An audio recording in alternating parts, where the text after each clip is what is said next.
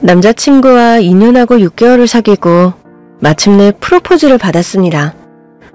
양가 부모님의 허락도 이미 받아둔 상태였지만 시어머니 되실 분은 저를 그리 탐탁지 않게 여기시는 눈치였죠. 아무튼 상견례가 있던 날 오후 5시에 엄마와 함께 집을 나섰습니다. 오늘 주말이라 가게 손님 많을 텐데. 아쉽네. 그러게 직원 좀 쓰시라니까. 혼자 하면 힘들기도 하고 제대로 쉬지도 못하고 오늘처럼 자리 비울 때도 걱정이잖아. 작은 김밥집에 무슨 직원을 두냐. 엄마 혼자 해도 충분히 하고도 남아. 알겠어. 내가 말해봤자 엄마가 들을 뿐이셔야지. 네 아빠는 뭐래니? 전화해봤어? 버스 운행 교대로 해주고 바로 출발하신대. 그럼 얼추 비슷하게 도착하겠네. 어서 택시 타고 가자. 저희 모녀는 급히 택시를 잡아탔고 상견례 장소로 향했습니다. 그런데 큰 사거리에서 차 2대가 접촉사고가 나는 바람에 도로가 순식간에 꽉 막히기 시작했어요. 이런 한참 걸리겠는데. 엄마, 우리 내려서 걸어갈까? 한 5분 정도만 걸으면 도착할 수 있을 것 같은데. 그러는 게 낫겠다. 기사님, 저 여기서 내릴게요. 택시에서 내리자마자 후끈한 열기와 눅눅한 습기가 숨을 턱 막히게 했습니다. 저희 모녀는 땀을 뻘뻘 흘리며 빠르게 걸었고 결국 약속 시간보다 5분 늦게 도착했습니다. 땀을 닦을 여유도 없이 남자친구가 미리 예약해둔 방으로 서둘러 들어섰습니다. 남자친구와 시부모님은 이미 도착해 계셨고 정갈하게 앉아 저희를 기다리고 계셨어요. 제가 급히 사과를 하려던 순간 옆에 계시던 엄마가 먼저 고개를 깊이 숙이셨습니다. 초면부터 죄송하게 됐습니다. 오던 길에 앞차들끼리 사고가 나는 바람에 택시에서 내려 걸어오느라 늦었어요. 사돈 어른, 안 사돈, 정말 죄송합니다. 부디 너그러이 봐주세요. 엄마의 말씀이 채 끝나기도 전에 시어머니는 자리에 앉은 채로 고개조차 돌리지 않은 채 짜증이 잔뜩 묻어난 말투로 쏘아붙였습니다. 미리 나왔더라면 사고 나기 전에 도착하셨겠죠. 이렇게 사람을 기다리게 하면 아무래도 기분이 상하네요. 엄마는 얼굴이 붉어진 채 다시 고개를 숙이며 사과드렸습니다. 정말 죄송합니다.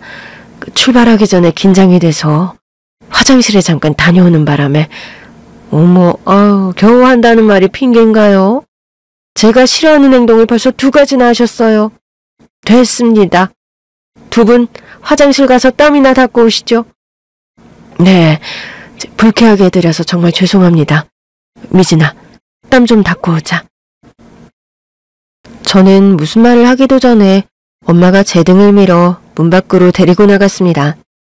화장실 안. 저는 거울 앞에 서서 흘러내린 땀을 조심스레 닦고 번진 화장을 정성껏 고쳤습니다. 엄마는 여러 번 깊은 숨을 내쉬며 한 손으로는 부채질을 하고 계셨습니다. 미진아, 어쩌면 좋니? 첫인상이 얼마나 중요한데 나 때문에 괜히 밉보인 것 같아서 미안하다. 아니야, 엄마. 우리가 늦은 건 차 사고 때문이잖아. 어머님 성격이 조금 까칠하시니까 그냥 이해하자. 그래, 우리가 잘못한 것도 있으니 화가 나실 수도 있지. 너 화장 다 고쳤으면 얼른 들어가자. 응, 엄마. 저희는 땀을 닦고 마음도 조금 추스르고 나서 다시 자리로 향했습니다. 시아버지와 신랑은 밝은 얼굴로 일어나 반갑게 맞아주셨습니다. 아이고, 안 사돈. 저희가 괜히 이런 더운 날을 약속한 것 같아요. 좀 더 선선할 때 뵐 걸 그랬습니다. 아니에요. 아이들 결혼 날짜 잡으려면 하루라도 빨리 만나는 게 좋죠. 초면에 늦게 와서 송구스럽습니다. 아닙니다. 안 사돈, 괜찮습니다. 어서 이쪽에 앉으셔서 에어컨 바람 좀 쐬세요. 그렇게 엄마와 저는 조심스럽게 자리에 앉았습니다. 그런데 아직 아빠가 도착하지 않으셨기에 한 번 더 사과드려야 했습니다. 이번에는 제가 먼저 입을 열었습니다. 어머님, 아버님 죄송해요. 아빠가 지금 막 일을 끝내고 오시는 길인데 조금 늦으실 것 같아요. 제 말이 끝나자 어머님이 얼굴을 찡그리며 물었습니다. 너희 아버지 무슨 일 하신다고 했더라? 그 기억이 안 나네. 버스 운전하세요. 마을버스를 몰고 계신데 오늘은 동료 기사님께 부탁드려서 교대하고 오시기로 했어요. 그런데 종점 도착이 조금 늦으셨다고 하네요. 그래, 아버지는 버스, 어머니는 김밥집. 한번 들었었는데 별로 기억에 남는 직업이 아니라 잊어버렸나 봐. 그 말투엔 노골적인 무시가 묻어났습니다. 예전 시댁에 인사 갔을 때도 그녀는 지금처럼 저희 가족을 깔보는 말만 했습니다. 그때도 마음이 좋지 않았는데 오늘은 한층 더 불쾌했습니다. 어머님 말에 저희 모녀가 난감해하자 아버님이 손을 어머님 어깨에 올리며 말씀을 하셨어요. 여보, 그만해. 그 일 때문에 늦으신 건데 그걸 이해 못 해주나? 아니, 오늘이 상견례 날이라는 걸 알았다면 미리 일을 조정했어야지. 그리고 이 두 사람도 택시 타고 늦게 왔잖아. 우리가 일찍 온 게 잘못이야? 바보같이 먼저 와서 기다리는 사람만 손해지. 그만하지. 그 안사돈이 불편하시겠어? 내가 틀린 말 한 것도 없는데 왜 그래? 당신 밖에서는 나 무시하지 말랬잖아. 무시가 아니라 그냥 화 좀 가라앉히라고 조언하는 거잖아. 당신 그 오늘같이 좋은 날 이럴 거야? 좋은 날이긴 뭐가 좋아? 내가 보기엔 우리 아들 결혼을 시켜야 할지 말아야 할지 고민부터 다시 해야겠구만. 이 사람 참. 미진이같이 착하고 예쁜 며느리감이 어디 흔한 줄 알아? 나 같으면 놓치지 않고 붙잡겠다. 아이고 참말로. 요즘 같은 세상에 이런 애들. 어머님은 저를 쏘아보시며 말을 이었습니다. 길거리에 널렸어. 생긴 것도 그냥저냥. 성격이 어떤지는 알 길도 없고 당신 눈에는 다 착하게만 보이나 보지? 게다가 다닌다는 회사도 고작 중소기업이잖아. 뭘 그렇게 좋은 며느리감이라고 포장해대는 거야? 이 사람이 정말 이제 그만 좀 해. 자꾸 이러면 나도 진짜 화낼 줄 알아. 그 순간 아버님은 눈빛 하나로 분위기를 단단히 잡으셨습니다. 강단 있는 그 경고의 눈빛에 어머님도 눈치를 살피며 슬그머니 꼬리를 내리셨습니다. 저는 아직 도착하지 않은 아빠에게 전화를 걸기 위해 자리를 살짝 피해 구석으로 향했고 핸드폰을 꺼내들었습니다. 아빠, 지금 어디쯤이야? 아유, 우리 딸, 그 아빠 기다리고 있는 거냐? 종착지에서 택시를 탔는데 길이 엄청 밀린다는구나. 그 사돈 두 분께는 그 아빠가 죄송하다고 꼭 전해드려라. 그리고 일단 음식은 먼저 주문해. 괜히 시간 더 끌지 말고. 많이 밀리는구나. 알겠어요. 조심해서 오셔요. 미안하다, 미진아. 다른 날도 아니고 하필 오늘인데. 아니에요, 아빠. 조심히 오세요. 그래, 이따가 보자. 통화를 마친 저는 다시 자리로 돌아와 엄마와 시부모님, 예비 신랑을 지켜보는 가운데 조심스레 입을 열었습니다. 저 정말 죄송합니다. 아빠가 버스 종착지에서 택시를 타고 오시는데 길이 많이 막히는 중이라고 해요. 먼저 식사 주문을 하라고 하셨어요. 그러자 예비 시어머니가 즉각 표정을 고치며 날선 목소리로 말을 뱉었습니다. 참, 아유, 가지가지한다. 우리가 물러 보이니? 너희 식구들은 대체 기본 예의라는 게 있긴 하니? 어머님, 정말 죄송해요. 일이 이렇게 꼬일 줄은 저희도 몰랐어요. 아주 대단한 가족들이네.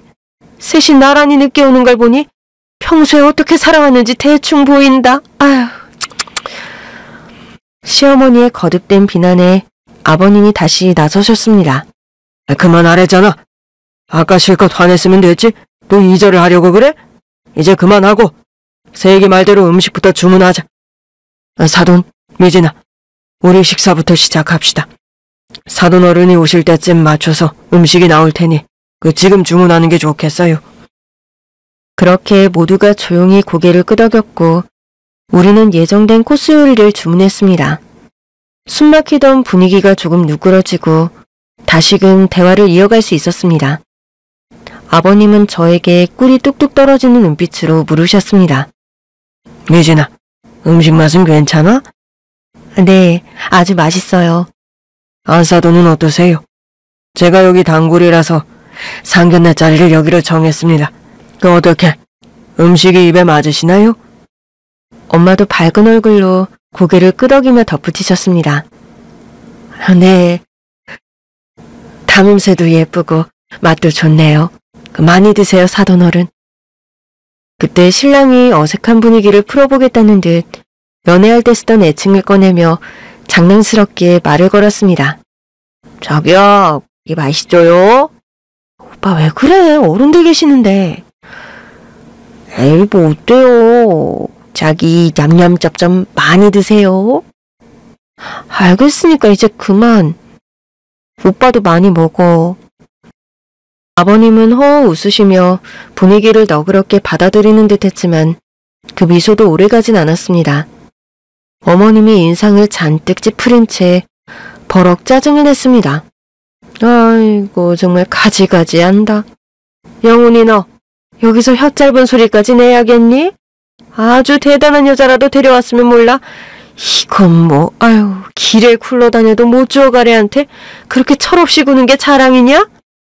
엄마 제발 좀 그만하세요. 결혼 허락해 주셨으면 이제는 좋게 말씀 좀 하세요. 뭐? 네가 지금 엄마한테 말 대답을 해? 결혼한다고 눈에 뵈는 게 없구나? 엄마 릴렉스 좀 하시고 고기 드세요. 왜 자꾸 화를 내세요? 다들 엄마 때문에 불편해하는 거 안 보이세요? 야, 내가 지금 하하호 웃으면서 밥 먹게 생겼니? 그 순간 시어머니의 고성이 식당 룸 전체에 울려 퍼졌고 동시에 여닫이 문이 덜컥 열리며 아빠의 얼굴이 보였습니다. 아빠 오셨어요? 장인어른 어서 오세요. 저와 남편은 자리에서 벌떡 일어나 인사했고 엄마도 자리에서 일어나셨습니다. 아버님 역시 반갑게 일어나셨지만 어머님만은 묵묵히 앉아 있었습니다. 그렇게 다소 늦게 아빠는 모두 앞에 모습을 드러내셨고 곧 아버님과 마주서서 악수를 나누셨습니다. 제가 너무 늦었죠? 죄송합니다, 사돈. 오늘은 꼭 빠지려고 했는데 사람이 없어 결국 일을 하다 오는 바람에 늦었습니다. 진심으로 죄송합니다. 아닙니다, 사돈. 이렇게 얼굴을 배웠으면 된 거죠. 환영합니다, 사돈. 그런데 어디서 뵌 적이 있는 것 같은데요. 낯이 익습니다. 글쎄요. 저도 사돈 어르신 얼굴이 어쩐지 익숙하네요. 두 분은 악수를 나누며 인사를 하셨습니다. 그런데 아빠가 손을 슬그머니 놓으려 하자 아버님은 그 손을 꼭 붙잡은 채 놓아주시지 않았습니다. 사돈, 이 손 좀... 환대해 주셔서 감사합니다. 이제 자리에 앉으시죠. 아니 이제 알겠습니다. 사돈, 혹시 조남이 김창수 씨 맞으신가요? 예? 저를 아십니까? 정말 김창수 씨가 맞으십니까? 백마부대 GOP에서 근무했던 김창수 병장님 말입니다. 군대요? 예. 저 백마부대 출신입니다만 사돈 설마 군대에서 절 보셨던 건가요? 그러자 아버님은 그제야 아빠의 손을 놓으시고 뒷걸음질쳐 한 걸음 물러서더니 아빠께 큰 절을 올리더군요. 당황한 아빠는 맞절하셨어요. 그리고 아버님이 일어나시더니 두 다리를 딱 모으고 차렷 자세를 취한 채 큰 소리로 외쳤습니다. 백마! 사돈 왜 이러십니까? 김창수 병장님, 저 모르시겠습니까? 79년 4월 군번 후임병이었던 박명호입니다. 박명호라... 명호? 같이 근무했던 박명호 의병. 내가 전역할 때 2등병이었던? 맞습니다. 그 명호입니다, 김 병장님. 세상에, 어떻게 이런 일이... 뵙고 싶었습니다. 제가 그동안 김 병장님을 얼마나 찾았는지 아십니까? 저의 생명의 은인 김 병장님 안아주십시오. 말을 마치기 무섭게 아버님은 아빠를 덥석 끌어안았습니다. 두 사람은 젊은 시절 군대에서 함께 생사를 넘나드는 전우로 지냈던 사이였고 단순한 군번의 인연을 넘는 깊고도 극적인 사연이 있었던 모양이었습니다. 저희 엄마 그리고 신랑은 눈을 크게 뜬 채 그 장면을 지켜보며 아무 말도 하지 못했습니다. 마치 영화의 한 장면처럼 놀랍고도 묘한 인연 앞에 숨이 막혔습니다. 명호야, 자네 내가 제대할 때까지 2등병이었지. 그 내 기억 속엔 늘 군기 바짝 된 영원한 2등병 명호였는데 이렇게 다시 만나다니 반갑다. 김 병장님, 그때 저를 구해주셨던 일 아직도 생생합니다. 그해 79년 8월 장마철이었죠. GOP 철책을 순찰하던 중 철망이 무너지고 제가 낭떠러지에 매달렸을 때 김 병장님께서 저와 이유식 상병을 끌어올려 주셨잖아요. 그랬었지. 그때가 폭풍우가 내리던 날이었을 거야. 자네가 우식이랑 철창이 무너지는 바람에 그 벼랑 끝에 매달렸었고 내가 정신없이 달려들어 두 사람을 끌어올렸던 거. 자네 말을 들으니 그 장면이 지금 다시 떠오르네. 맞습니다. 그때 제가 살려달라고 고래고래 소리를 지르니까 그 간부며 선임병들까지 우르르 튀어나왔었죠. 다들 발만 동동 구르며 어쩔 줄 몰라 하던 그 순간 말년 병장이었던 김 병장님이 나타나셔서 한 손으로는 절 끌어올리고 또 다른 한 손으로는 이유식 상병을 구해내셨죠. 그래, 기억이 나네. 명호 자네가 그때 엄마 부르면서 엉엉 울던 것까지 아직도 선명하게 떠오르네. 엄마만 부르면 다행이었죠. 저 그때 바지에 오줌까지 쌌다니까요. 숨도 못 쉬고 발작까지 일어나서 진짜 죽는 줄 알았습니다. 김 병장님이 저를 끌어올리고는 발다리 주무르고 인공호흡까지 해주셨다잖아요. 생명의 은인이라니까요. 자네는 참 그 디테일까지 기억하는구만. 그때 그 외진 산속 GOP에서 군생활을 함께한 자네를 딸 상견례 자리에서 다시 만나게 될 줄이야. 내 딸의 시아버지가 바로 그 자네일 줄이야. 인연이 참 묘하다. 맞습니다. 그때부터 우리 인연이 이미 시작되고 있었던 건지도 모르겠습니다. 김 병장님, 그런데 말입니다. 그 전역하고 나서 제가 김 병장님을 정말 많이 찾아다녔습니다. 다른 전우들은 다 찾았는데 유독 김 병장님만 흔적이 없더라고요. 도대체 어디서 지내신 겁니까? 군대 전역하고는 한동안 원양어선을 탔지. 몇 년씩 바다에 나가 있었으니 자네가 날 찾기 힘들었을 거야. 그랬군요. 아무튼 이렇게 다시 뵙게 되어 정말 반갑고 영광입니다. 명호, 아니지. 이제는 사돈이지. 의자, 이만 앉으시죠. 그리고 아직 제대로 인사를 못 드린 분이 계시네요. 아빠는 조심스레 시어머니 쪽으로 고개를 돌리며 정중하게 허리를 굽혔습니다. 안사돈, 처음 뵙겠습니다. 미진이 애비되는 사람입니다. 늦게 도착해서 송구스럽습니다. 버스 운전하던 차림 그대로 오셨군요. 예. 미처 갈아입을 옷을 챙기지 못했습니다.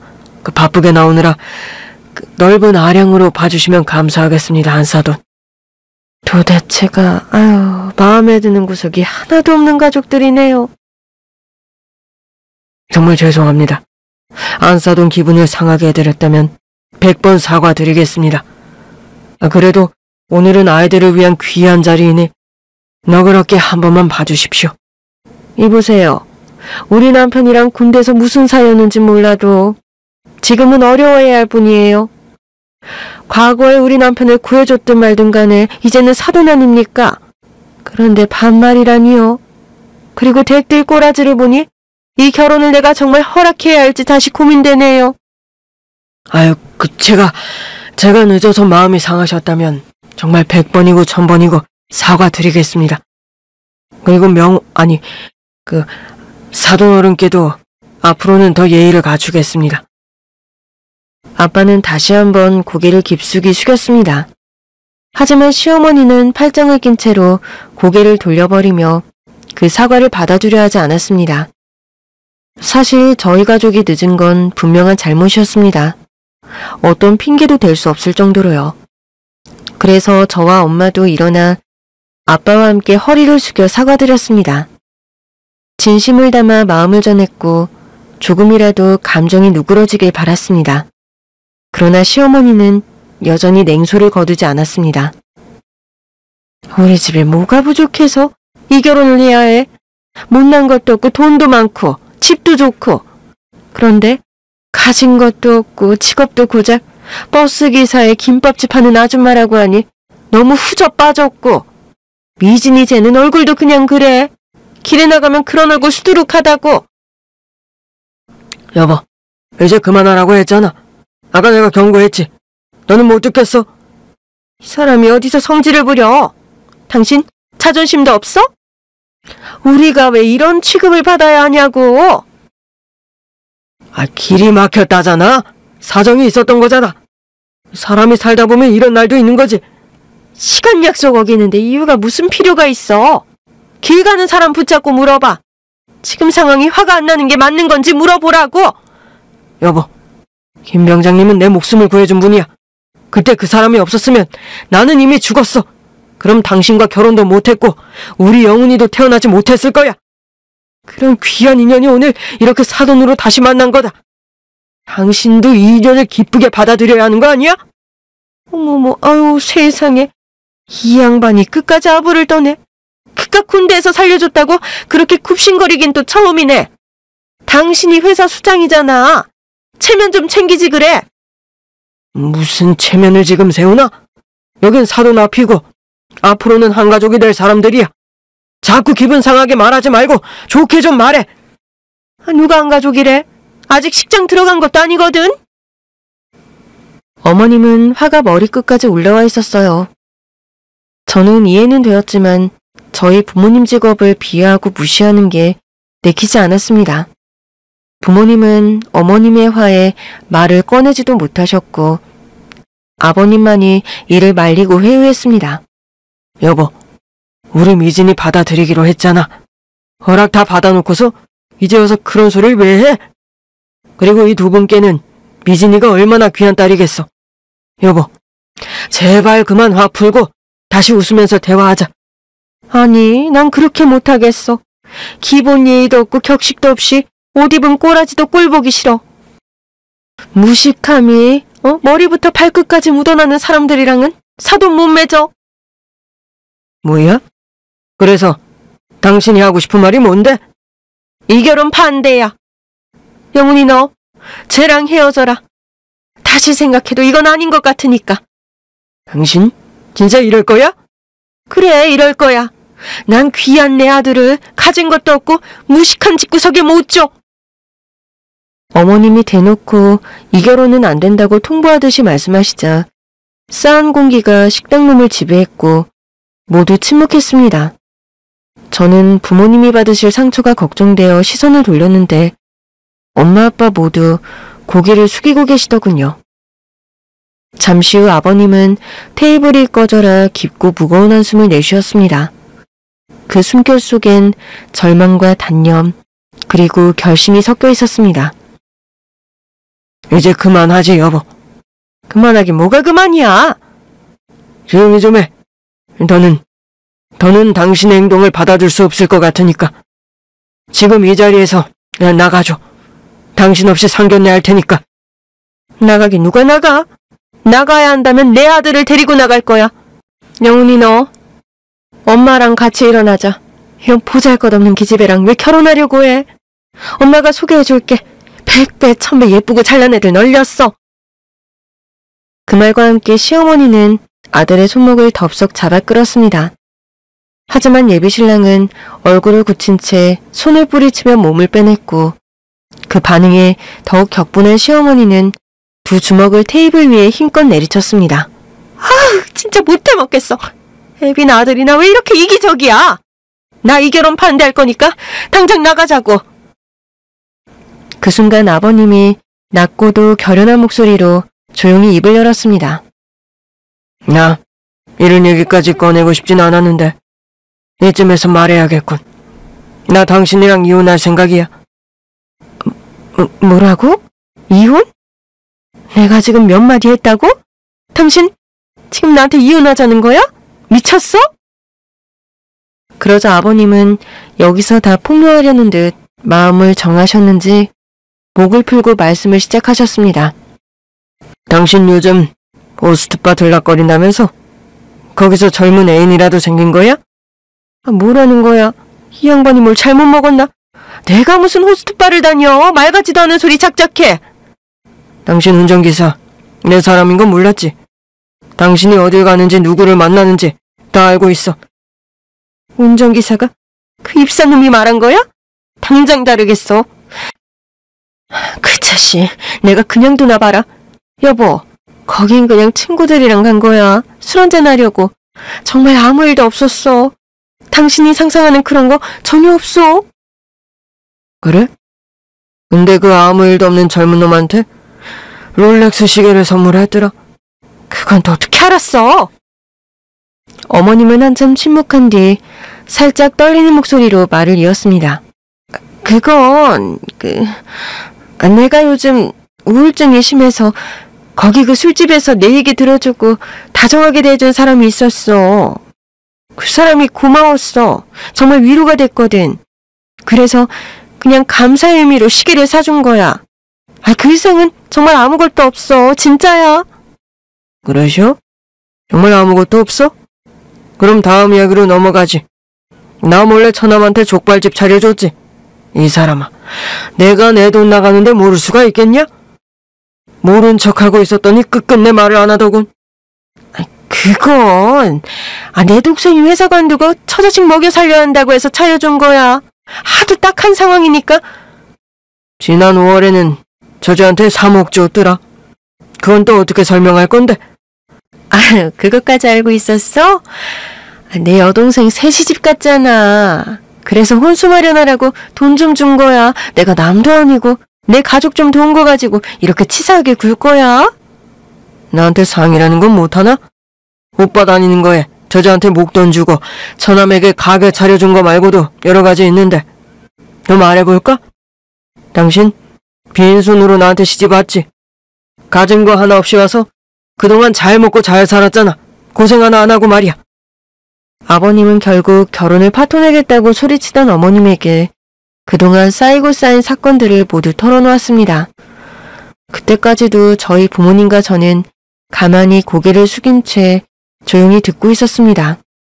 그런데 그 말을 들은 어머님은 벌컥 화를 냈습니다. 이 인간이 지금 이런 자리에서 왜 그딴 소리 해야 되는 거야? 마누라 흉보기로 작정이라도 한 거야? 내가 여태다 모른 척하고 참아왔다는 말을 하려는 거야. 그런데 당신이 지금껏 저지른 짓 중에 오늘이 제일 최악이야. 사돈부부 앞에서 예의 없이 막말을 짓거려? 그것도 내 생명의 은인 김 병장님 앞에서. 남편은 남의 편이라더니 이 인간아, 내가 잘못한 거야? 기본도 못 지키는 잡것들한테 쓴소리 좀 했다고 이 난리를 쳐? 아주 밴댕이 소갈딱지가 따로 없네. 이혼하자고? 누가 무서워서 못할 줄 알아? 좋아, 이혼해. 하지만 한 가지 알아도 이혼은 하더라도 영훈이는 저 기집애랑 결혼 못 시켜. 상견례장은 어느새 예비 신부님의 부부싸움 현장이 되어버렸고 모두가 놀라 자리에서 일어났습니다. 먼저 신랑이 어머님의 양손을 붙잡고 간절히 말했습니다. 엄마, 제발 진정하세요. 그리고 저는 미진이랑 결혼할 거예요. 누가 뭐라고 해도 절대로 포기 못해요. 제가 몇 번이나 말씀드렸잖아요. 상견례 자리에서 이게 무슨 짓이에요? 이 자식이? 너는 이 엄마가 네 아빠한테 욕먹고 쫓겨나게 생겼는데 지금 기껏 한다는 소리가 쟤랑 결혼할 테니 말리지 말라는 거니? 엄마, 솔직히 엄마가 좀 심하셨잖아요. 겨우 3분 늦게 들어온 장모님이랑 미진이한테 갑자기 화를 내시고 아버님이 일 때문에 늦으신 건데도 직업까지 운운하면서 막말하셨잖아요. 늦은 걸로만 화를 내신 게 아니라 모욕을 하셨다고요. 그래서 어쩌라고? 마음에 안 드니까 그냥 입에서 막 튀어나온걸? 나더러 어쩌란 말이야? 엄마, 제발 지금이라도 사과해주세요. 저 미진이랑 결혼할 거예요. 어떤 일이 있어도요. 자식 키워봐야 아무 소용없다더니? 그래, 여기서 나만 나쁜 사람 됐네? 신랑은 진심으로 어머니를 달래려 했지만 되레 감정에 기름을 붓고 말았습니다. 한편 화가 머리끝까지 치민 아버님을 향해 저희 아빠가 조용히 그러나 단단한 목소리로 말했습니다. 그 사돈어른, 이제 그만하시죠. 안사돈께도 사과하시고 좋게 넘깁시다. 김 병장님, 이런 추한 모습 보여드려서 죄송합니다. 정말 부끄럽네요. 그런데 김 병장님과 안사돈께 함부로 말하는 저 옆에는 더는 못 참겠습니다. 오늘 안으로 끝을 볼 겁니다. 이혼하고 말겠어요. 이거 안 되겠군. 박이병, 잠깐만. 지금은 고참으로서 말해야겠네. 박이병, 자네 여기서 안사돈의 개인적인 일을 들추는 건 자네가 실수한 거야. 김 병장님, 저도 압니다. 그런데 저 옆에 내가 말 조심하게. 알겠습니다. 제 아내가 김 병장님과 안사돈 그리고 우리 사랑스러운 미진이한테 너무 함부로 말했잖아요. 결혼 못 시키겠다는 말까지 했고요. 그래, 우리 부부도 상처받았네. 자네가 나와 내 아내, 내 딸을 생각해서 그런 줄도 알고 있어. 하지만 그걸 이렇게 상견례 자리에서 개인적인 이야기로 터뜨린 건 자네 실수야. 자네가 틀렸어. 김 병장님, 그 사실은 저 사람이랑 오래전부터 이혼하고 싶었습니다. 그냥 참고 살다 보니 여기까지 와버렸네요. 그런데 이제는 더는 안 되겠어요. 아빠는 흥분으로 얼굴이 벌개진 아버님의 등을 조용히 쓸어내리며 말씀하셨습니다. 그래. 무슨 마음인지 알아. 박이병이 우리 생각해서 그러는 거 다 느껴진다. 보다시피 내 아내도 상처를 받았잖아. 그러니까 박이병, 자네가 먼저 안사돈께 사과를 드리고 우리 이야기를 다시 꺼내든지 하세. 그리고 우리 입장도 생각해주게. 안사돈께서 저렇게 격하게 끝까지 반대하시면 우리도 어쩔 수 없이 나를 줄 수가 없네. 말도 안 됩니다. 미진이는 벌써 제 마음속에서 며느리 자리를 차지한 아이입니다. 전 미진이를 제 딸처럼 생각하고 있어요. 하지만 안사돈이 저렇게 난리를 치니 우리가 어떻게 결혼을 시키겠나. 우리 미진이 인생도 생각해야지. 평생 시어머니한테 혼나고 욕먹으며 살게 할 수는 없잖아. 그러자 아버님은 울컥하는 감정을 삼키고 시선을 시모에게 돌렸습니다. 당신 그만 좀 화내고 나 좀 봐. 봤다. 어쩔래. 이혼하자고 했지? 누가 무서워할 줄 알아? 당신 사생활 이야기 여기서 꺼낸 건 내 잘못이야. 둘이 있을 때 해결했어야 했는데 괜히 열이 올라서 나도 모르게 튀어나왔어. 미안해. 아이고, 돌에 맞아 죽은 개구리한테 사과한다고 다시 살아나나? 내가 미안하다고 했잖아. 그런데 그렇게 나와야겠어? 사과를 받아주길 바랐다면 우리 아들 결혼 파토네. 난 이런 가진 것도 없고 기본 예의도 없는 무식하고 하찮은 집안은 내 아들 못 줘. 이 사람이 정말. 당신 끝까지 이럴 거야? 그래, 끝까지 이럴 거야. 내 아들 훨씬 더 괜찮은 집안에 조건 좋은 여자랑 짝지어줄 거야. 김 병장님은 내 생명의 은인이야. 그리고 직업에 귀천이 어딨어? 군대에서 사고 날 뻔하다 살아난 사람 세상에 한둘이야? 그리고 저 사람 아니었어도 당신은 살았겠지. 원래 질긴 놈이라 쉽게 죽을 사람도 아니었잖아. 당신 정말 말이 안 통하는구나. 김 병장님께 저 사람? 진짜 더는 못 들어주겠어. 당신이란 사람 정말 최악이야. 내가 할 소리를 왜 당신이 먼저 해? 나 평생 당신이랑 말 안 통하는 것 때문에 사는 게 사는 것 같지도 않았다고. 이혼? 그래, 하자. 나도 더는 못 참겠어. 화해를 재촉했지만 오히려 싸움은 더 거세졌고 시부모님 두 분 모두 목소리를 높이며 거칠게 말다툼을 이어가셨습니다. 큰 소리가 여러 번 오가니 루마는 금세 소란스러워졌고 결국 식당 종업원이 문을 열고 들어와 조심스럽게 고개를 숙이며 말씀드렸습니다. 손님들, 다른 방에도 손님분들이 계셔서 조금만 조용히 부탁드리겠습니다. 그제야 저희 아빠가 자리에서 일어나 차분하지만 단호한 목소리로 말씀하셨습니다. 자자, 이제 그만들 하시죠. 이만 다들 자리에서 일어나시는 게 좋겠습니다. 이렇게 감정이 상한 채로는 어떤 대화도 무의미할 것 같군요. 나중에 마음이 진정된 뒤에도 저희 부부가 마음에 들지 않아 결혼을 시키고 싶지 않으시다면 그건 그대로 받아들이겠습니다. 그 말이 끝나자 저는 조용히 고개를 끄덕였습니다. 마음속에선 이미 답을 내리고 있었으니까요. 저는 결혼하지 않겠다고 마음을 굳히고 있었습니다. 어머님이 지금껏 저희 부모님께 해오신 말들과 태도를 다시금 떠올려 보니 도저히 이 가정의 일원이 된다는 건 불가능하다는 생각이 들었습니다. 그건 사랑의 문제가 아니라 존엄의 문제였습니다.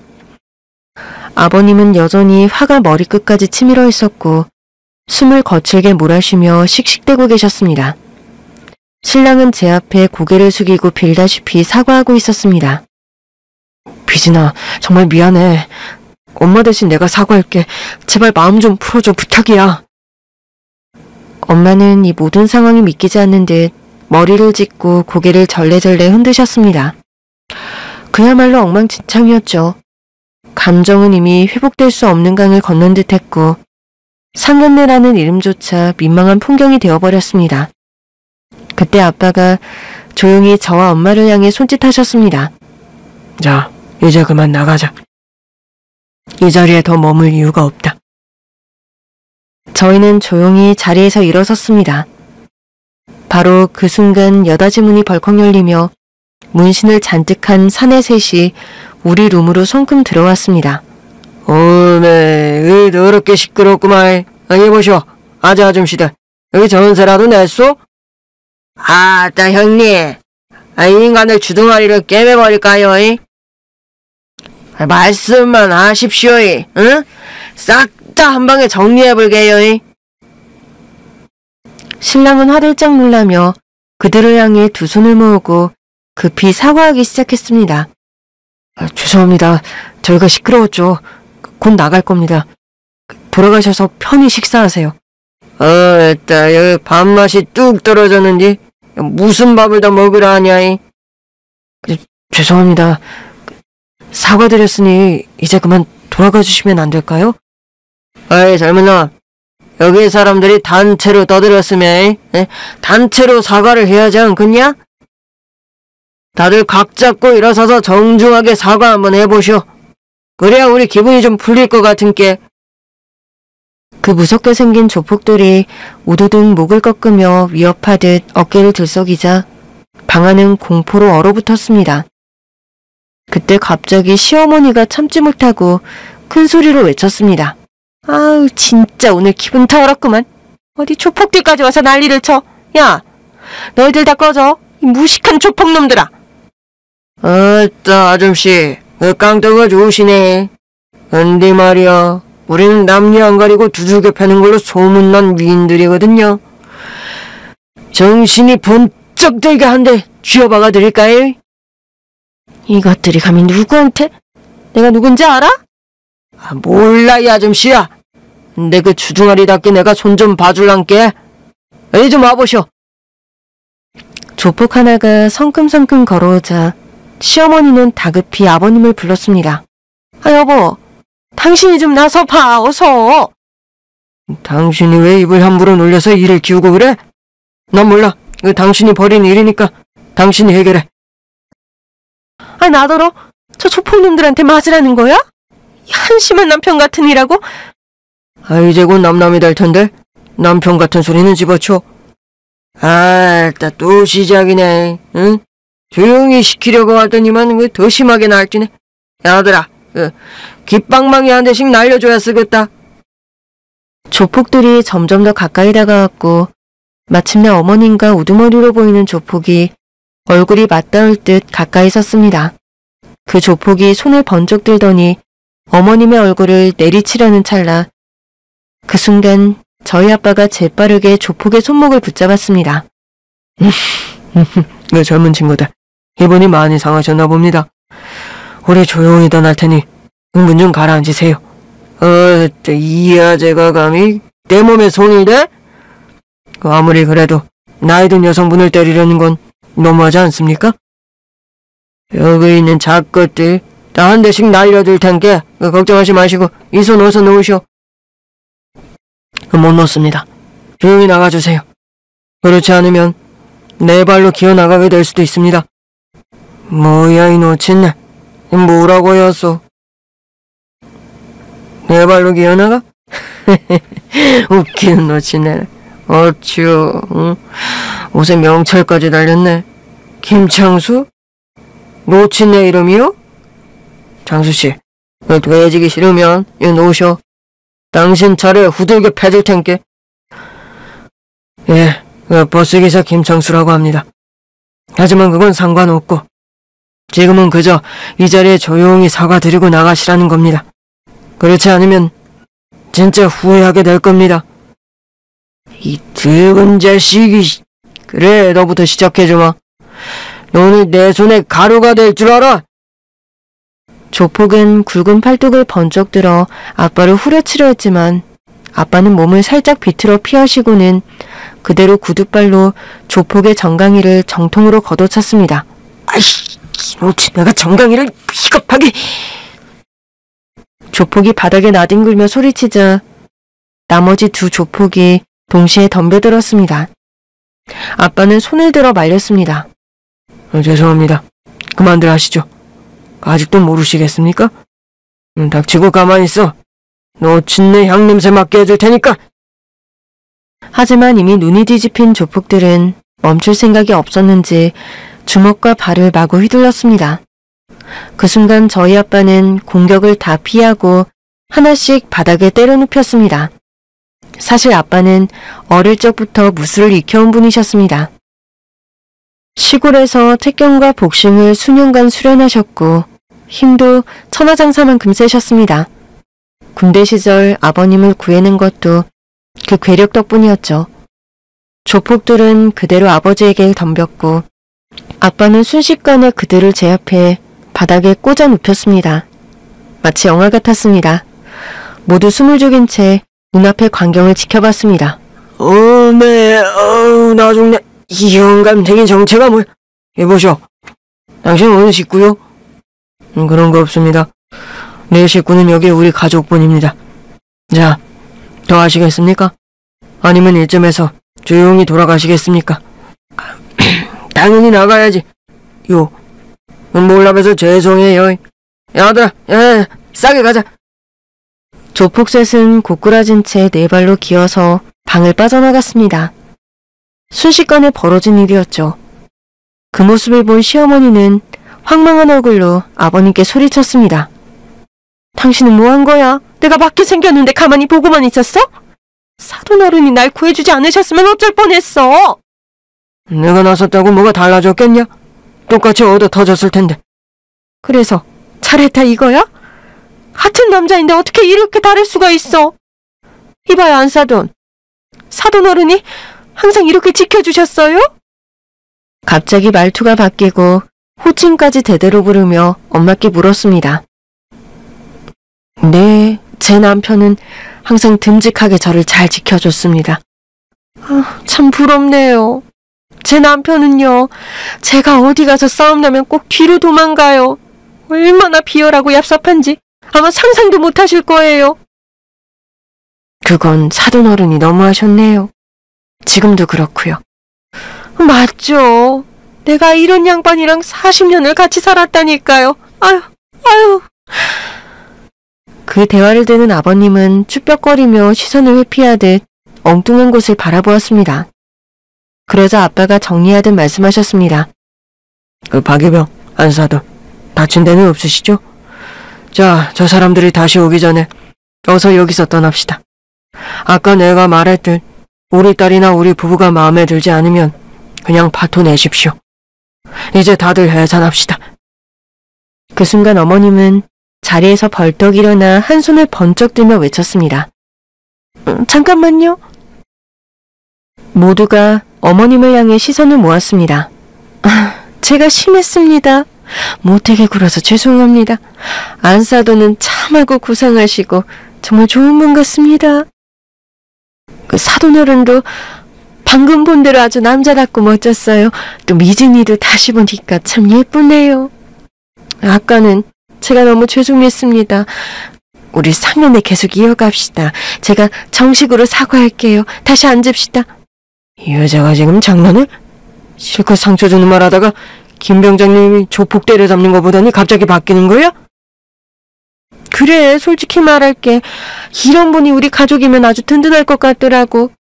그리고 까놓고 말해서 내 아들 영훈이도 그렇게 잘난 건 아니야. 지금 미진이 너한테 하는 말은 아니야. 아까는 내가 좀 많이 흥분했어. 내가 사과할게. 진심이야. 자, 다시 자리에 앉아서 아이들 결혼 이야기 계속 합시다. 어머님의 표정은 한층 누그러졌고 목소리에도 진심이 묻어났습니다.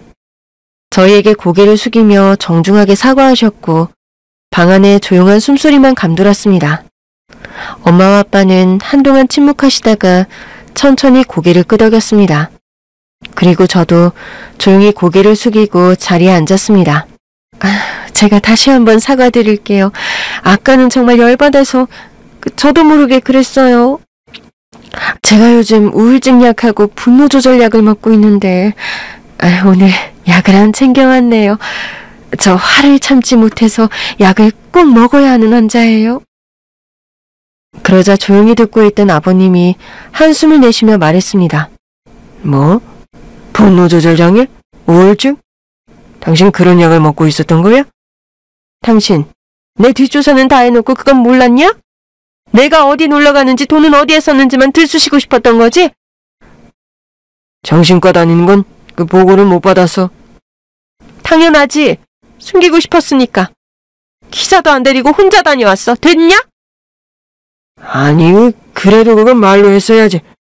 그런데 아무리 그래도 여보, 오빠는 좀 아니지? 딱 3번 갔다고 바람난 거 아니고요. 가서 울면서 상담받았어요. 그리고 고마워서 롤렉스 시계 짝퉁으로 하나 사줬다. 그게 다야. 짝퉁이었어? 아무리 그래도 호스트바는 아니지. 당신 젊은 남자 만나려고 간 거 아니야? 괜히 우울증이나 분노 조절이니 핑계 대는 거 아니야? 거기 가면 술만 마시는 줄 알아. 대화도 한다고. 내가 거기서 내 얘기를 털어놓으니까 공감도 해주고 들어주더라. 당신처럼 무관심한 사람은 아니었어. 에이, 내가 언제 또 그렇게 무관심했다고 그래? 한번 이야기해볼까? 아니야, 됐어. 그래, 다 이해할게. 됐지? 시부모님은 그 자리에서 다시 한바탕 큰 소리를 내다가 이내 둘 다 기운이 빠진 듯 조용해졌습니다.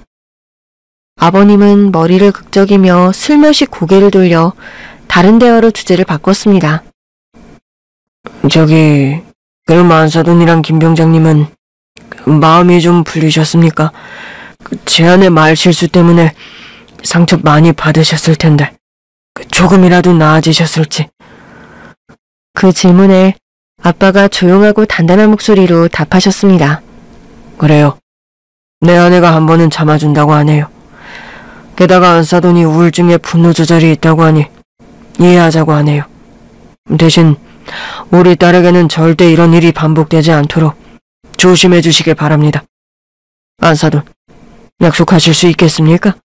우리 미진이한테는 함부로 대하지 말아주세요.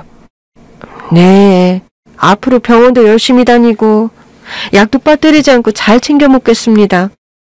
오늘 일은 정말 죄송합니다. 그럼 됐습니다.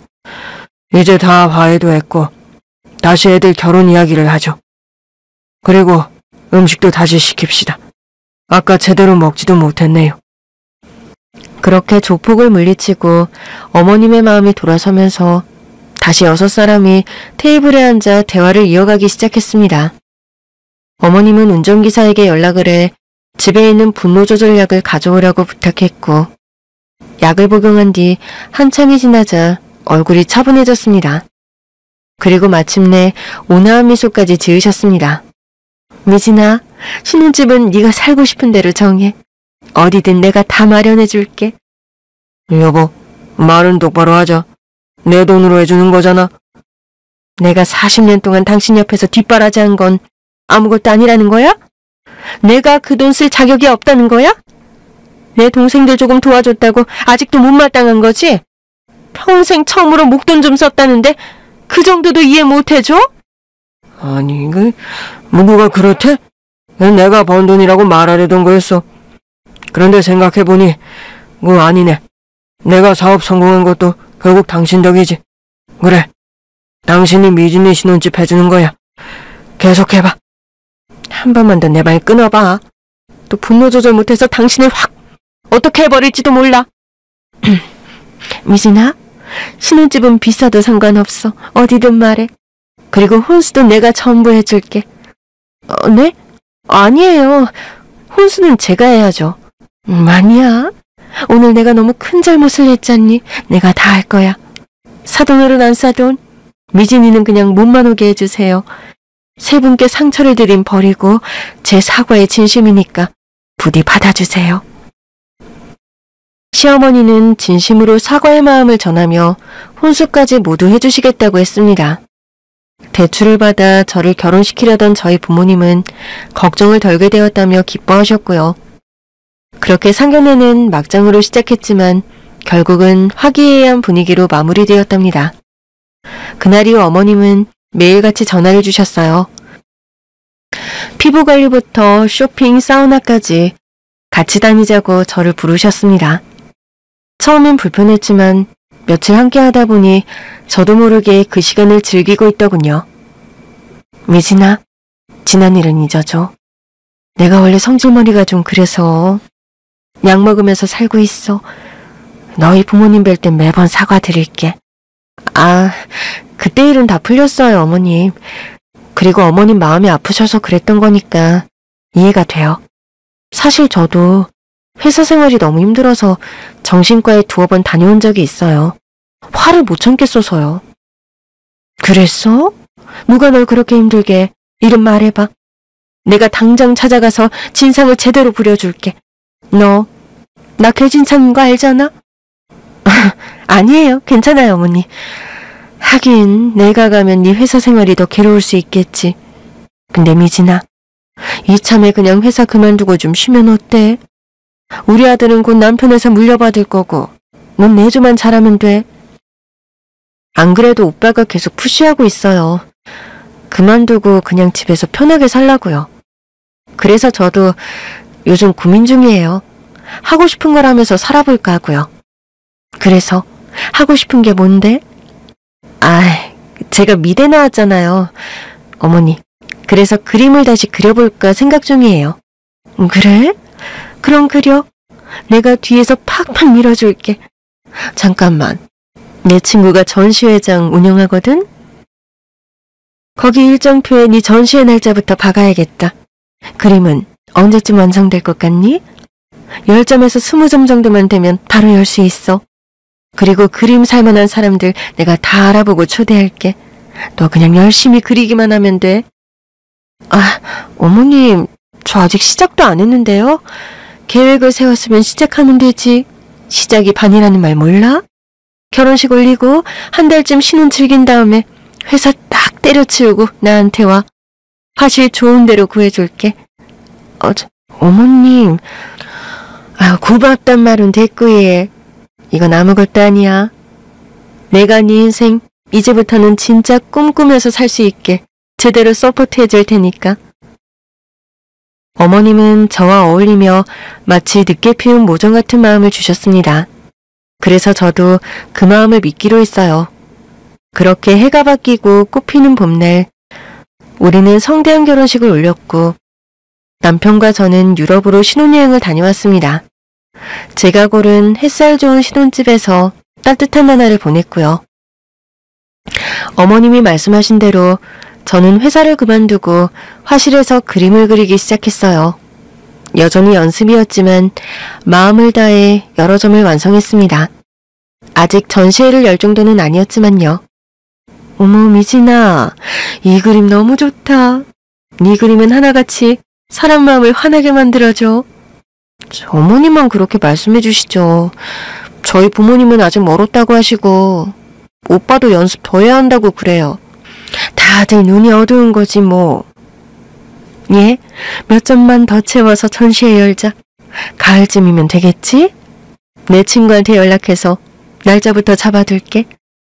아직 안 그러셔도 돼요. 전시회를 열 만큼 실력이 뛰어난 것도 아니고요. 얘가 참 자꾸만 자기를 깎아내리네. 너 자존감이 너무 낮아. 그 자존감 내가 올려줄게. 넌 내가 깔아준 레드카펫만 멋지게 걸으면 돼. 가을이다. 그 명심하고 열심히 그림 그려. 어머님, 감사합니다. 정말이지 상견례 때의 어머님과는 전혀 다른 분 같았어요.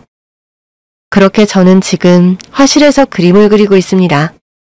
많은 분들의 사연을 들으면서 말이죠. 그러다 저도 내 이야기를 누군가에게 건네주고 싶다고 그래서 틈틈이 글을 쓰기 시작했답니다. 오늘 제가 들려드린 건 위기의 상견례 이야기였습니다. 열받고도 한편으론 참 웃기죠? 나중에 전시회가 열리고 거기서 또 다른 일이 벌어진다면 그땐 또 한편의 사연으로 여러분을 찾아뵐게요. 경청해주셔서 감사합니다.